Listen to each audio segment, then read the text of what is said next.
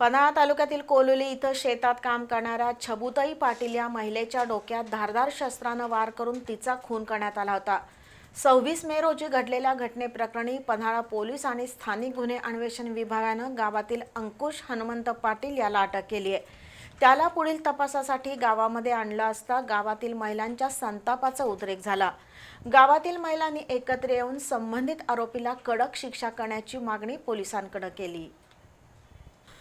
पन्हाळा तालुक्यातील कोलोली इथल्या श्रीमती छबुताई सर्जेराव पाटील या 55 वर्षीय महिलेवर शेतात अतिप्रसंग करण्याचा प्रयत्न करण्यात आला।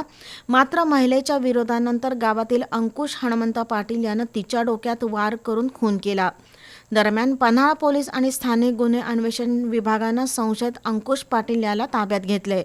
त्याला पुढील तपासासाठी गावामध्ये आणलं असता गावातील महिलांच्या संतापाचा उद्रेक झाला। महिलांनी एकत्र येऊन पोलिसांना घेराव घालत निवेदन दिलं।